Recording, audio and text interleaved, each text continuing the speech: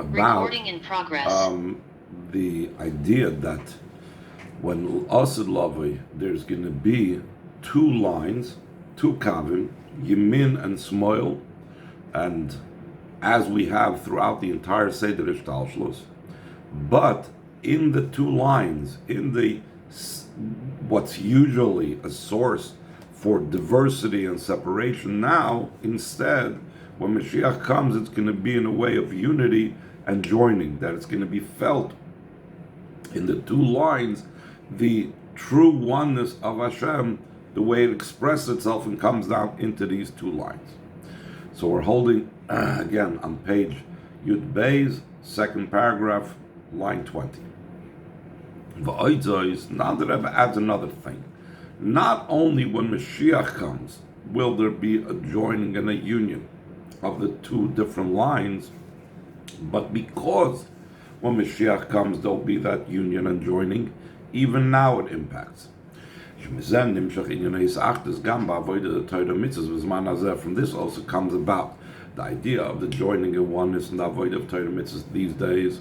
And first and foremost, it comes about in Torah. That in Torah we have the idea of unity of two different lines.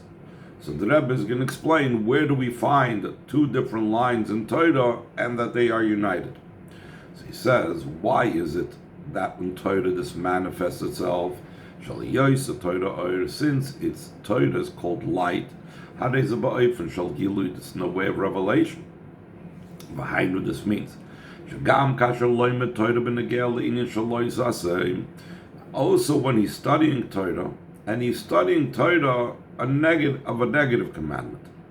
So seemingly two separate lines are mitzvahs aseh, mitzvahs loiseh. What you have to do, what you have to be proactive, what you have to be passive. Do and don't do. Seemingly these are two separate things. But in Torah, they are actually combined. Because even when I'm learning in Torah something that is a lois aseh, if it fills with this, the positive commandment of studying Torah. So therefore we find that he combines in Torah aseh and lois aseh. More specifically, in the Belimat Torah Gufa, in the study of Torah itself, there is the division, the diversity, the two different lines of Beis Shammai, Beis Hillel. In general, Beis Shammai is lechumra, Beis Shammai are more strict, more severe. Beis Hillel lekula, Beis Hillel is usually on the lenient side. These are the two lines that are to be found in Torah. It's not that one is Torah and the other is not Torah. These and those are the words of the living God. So both of them are Torah, both the opinion of Beis Shammai and the opinion of Beis Hillel, severity versus leniency, both of them are two lines in Torah. So we find in Torah the two lines, and yet we will find the unity as well. Top of page Gimel. Still in all, it's revealed in Torah also the intermingling. There are a few matters that are known to be cases where Beis Shammai is lenient and Beis Hillel does the opposite of what they usually do, which is they are more stringent, more strict. Like it's brought down in Masechtas Eidius over there, he enumerates the differences, those cases where Beis Shammai go against their regular approach and they are more lenient, and the same thing with Beis Hillel, they go against their regular approach of being more severe. So this is again an intermingling that you found in Torah. If the two lines would be totally separate and totally diverse, so then Beis Shammai would always be strict and Beis Hillel would always be lenient.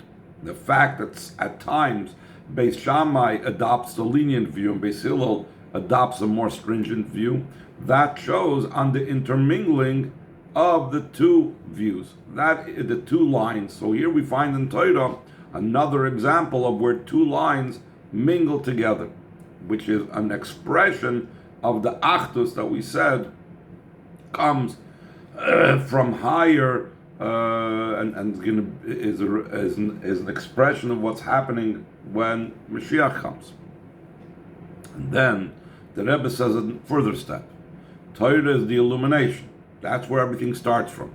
The next step is that also in mitzvahs we find this unity that expresses itself in the two lines. Line 3, Vaidei Torah or Nimshach Gam B'ner Mitzvah, through the Torah, which is light, it comes down also in the candle, which is a mitzvah. The Av Shekim HaMitzvahs, Kifi Shem L'Bashim Begashim Soil, Ubishnei HaKav, the Mitzvah Sasa, Mitzvah Lois is saying, though the fulfillment of mitzvahs, the way they are enclosed in the physicality of the world, is like we mentioned before, they have the two lines. You have Mitzvah Asa, Mitzvah Lois is saying. The binary system, on and off. They're still in all joined together. How are they joined together? Since they're both the will of above, similar to what we said before about the opinion that says that whether it was a negative commandment or a positive commandment, they always replied yes. Al hein hein val lav hein. Why? Because that's about not the individual type of difference between the mitzvahs, but rather, yes, we are doing Hashem's will, and from the perspective of Hashem's will, it's all about the unity and the oneness. And therefore, he says in line 8, even when he's involved in pushing away bad, which is the idea of loisase. And we said the difference between asi and loise. Asi is about drawing down the divine light, and loise is about pushing down the negative. Yet even in loise, where he's busy pushing away the negative, he also affects the drawing down of light. And he affects the idea that it says that there is no bad dwells with you. And Chassidus explains that the with you is referring to the world of Atzilus, that in the world of Atzilus there is no bad, there's no place for negativity, not like in Bri Yitzir Asiyah where there's already Yesh and so on. So when a person does Torah mitzvahs, so even when he's doing Aloy Saseh, where he's seemingly not doing, he is drawing down that aspect of Atzilus that doesn't tolerate bad, by him not tolerating bad, by him excluding and putting aside the bad, he's drawing down that level of light of Lo Yigur Chara the way it's in Atzilus. Not only by doing and fulfilling the loises is he drawing down the level of Lo Yigur Chara even of Atzilus, but even higher than that. By Yoser Mashab Atzilus, he draws down even higher in the world of Atzilus, since the idea of mitzvahs is the level of will, Keser, it's beyond Atzilus. Vahainu, this means the Geshem Shaydei Limra Torah Hariyudeas Amaisa Shayas Shu Inyan mitzvahs, just like the study of Torah. So now he knows the actions that he's supposed to do. That's the idea of mitzvahs. The idea of Torah, which is the Torah of light, it reveals and affects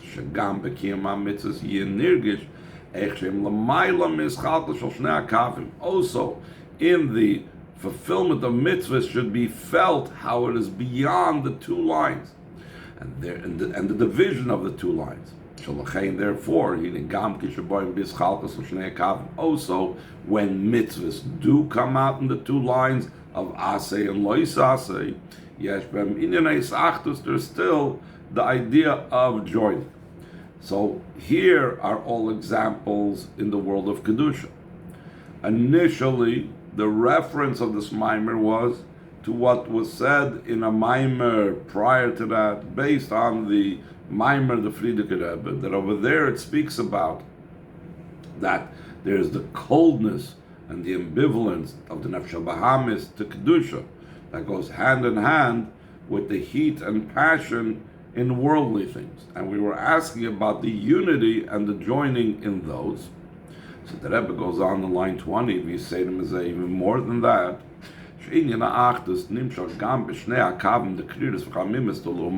Also, this unity is drawn down also in the two lines of coldness and heat of the other side, the opposite side. Hakriris binyane kedusha, when a person is cold to holy matters. V'chamimis binyane oilam, and when he's passionate and heated in worldly matters. So the Rebbe explains, how is that so? How can you have, like we also asked earlier in the Maimer, how could there be in Klippa a unity? Unity is something that comes with Kedusha. So the Rebbe is going to say, everything that exists, in Klippa, for example, must have a Kedusha source. By prefacing what's known in the root of this matter. Top of page Yudalid, the entire intention of the opposite side is for the sake of heaven. In other words, Klippa's source for doing what it does, including this type of opposite things that seem to be disunity, is all a result of a Kedusha Dikaplan. Chazal say, both the Satan that tries to convince a person to do an Aveda, and Pnina, who was the competitive wife of Chana, the mother of Shmuel Hanavi, who was the whole time, if you will, teasing Chana. Both of them, the Chazal say, have their intention for the sake of heaven. We're not going to go into Pnina right now, but what's the Satan's intention for the sake of heaven? Like the example of the sinful woman and the prince that's brought down in Tanya from the Zohar HaKadosh, that Hashem places the Satan to convince a person to do an Aveda, just like a king hires a sinful woman to convince his son to do an Aveda, not because he wants it to fall through, but to see his strength of character. But also this woman's intention is also not to disappoint the king. She wouldn't want that the prince should listen to her. But rather the intention of this woman is that even the prince should fulfill the will of the king and not give in to her. Mafata has been a melech, and the reason why she's trying to convince the prince, this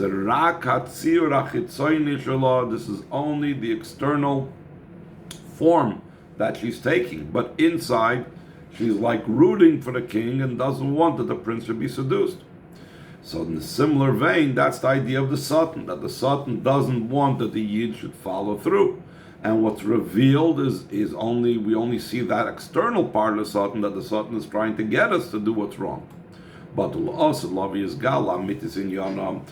the future it'll become revealed the true matter of the Satan and the Klippa. The entire intention of the Klippa is only to fulfill the will of his creator, and then the whole idea of convincing the Yid to do an Aveda will cease. So now, what does this help us in our Aveda? Since what it speaks about in Tanya is concerning and dealing with the Avodah of a Yid down here below, so that the knowledge and awareness of this, that in truth the Satan doesn't want the Yid to do an Aveda. So this will give the Yid an additional power in his Avodah. How they move on, so it's understood. It's not just concerning the root of the matter above, that's trying to tell him something about what's going on above, but rather also the way it comes down here below, that the person down here below should feel and be aware of this. Top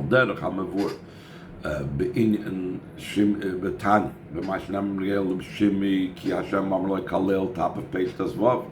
Similar to what's explained in Tanya, concerning there was this person called Shimi ben Geda who cursed David HaMelech when he was in his fight with Avshalom, I think it was, and or after his fight, and his soldiers wanted to kill Shimei, and he said, "No, don't kill him."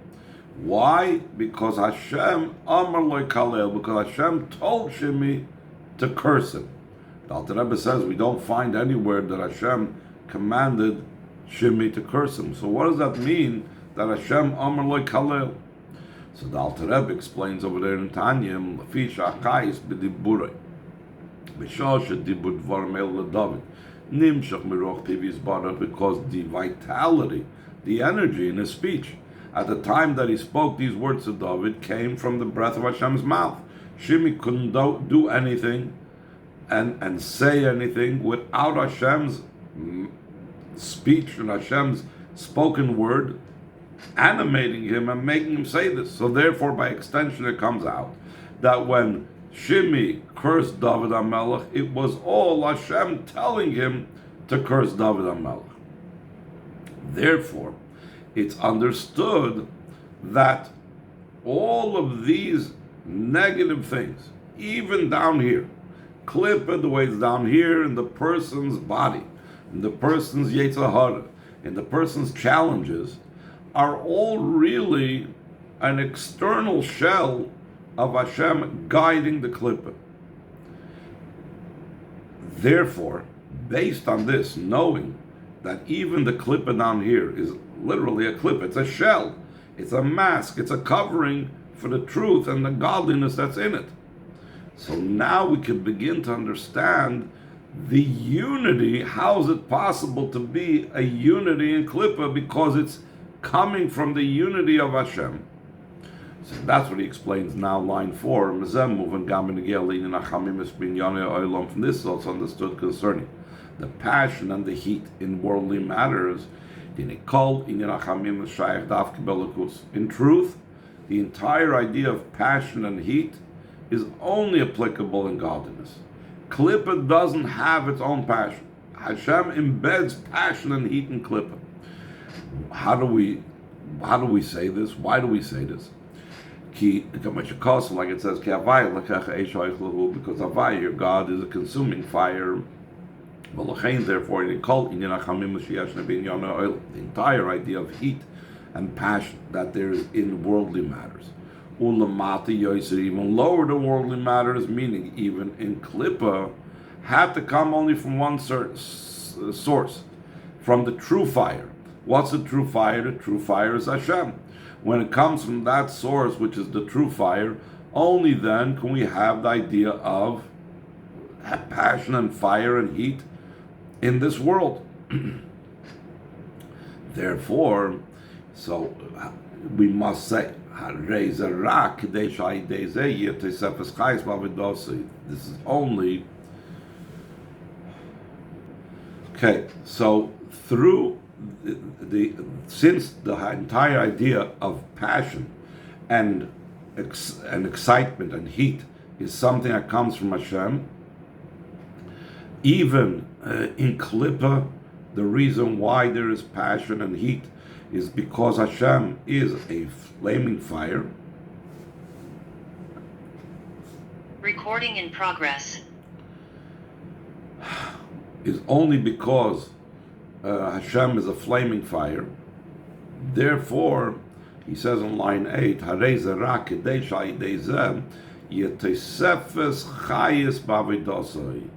through thinking into the fact that Hashem is the true source of this life and fire and heat and passion that he has in negative things, this is going to add, and this is going to increase his life and vitality and energy in his service. Through meditating that the root of this passion and heat is from Kedusha. Similar to what the Rebbe Rashab writes in Kunsat Tefillah, concerning the different levels of the Nefesh HaBahamis. That the Nefesh HaBahamis is called an ox, it's called a sheep, it's called a goat. These are the different types of animals that were used in the bringing of a carbon on the Mizbeach, and the Friedrich Rebbe brings this down also in the beginning of Basel Lagani. He talks about this. She'ez who azshe behemoths. The goat is the most forward and chutzpahdik of all the animals. Very strong, very powerful, very stubborn. That is not moved from his place at all for any reason. He doesn't get excited whatsoever. Because then, because since he's very strong-willed and he's very and he doesn't become excited easily, it's not possible to influence him. So there's no one who to argue with, because this is what it means. There are some people that are completely indifferent in when it comes to kedusha. So that you can't really discuss things with them. You can't really talk with them. It reminds me, there were people I went to Amifzoim that were very polite. And they were, we gave them a thought for the week and so on. But you couldn't engage them. They were completely ambivalent, completely uninterested. It was the people that got excited and angry and said, how can God do this? And why is this like that? And whatever. Even though they seem to be more challenging to us, not so polite and not so mannered to us, but those you could engage, and those you could try to explain and you could deal with. Whereas the polite person that nodded their head when you gave them the thought for the week, very often it was very difficult to get them to put on film. So the same thing, the goat is like very stubborn, but very cold, and you can't really engage with him. On the other hand, the level of an ox in Avodas Hashem, what does that mean in a person's klippedik state? He's a goring ox. He shows his strength and his power to gore and to kick. In other words, he's angry. He's an angry animal. There's passion, there's heat. And such a type of individual, or when a person is dealing with their own nefesh habamis that's in such a state, since he's excitable, it's easier to influence him for good. Because he's an excitable being. He's excitable, you can bring the excitement over to the side of kedusha. But Valderevs, the minute did on in a similar vein. In our case, what we're talking about over here, when there's the idea of heat and passion, then it's easier to influence the person and to transform the heat to holiness. Now that is the purpose of the heat and the essence of the heat that comes from kedusha. How about the opposite, the coldness? So too, it's not a matter of being cold in matters of kedusha.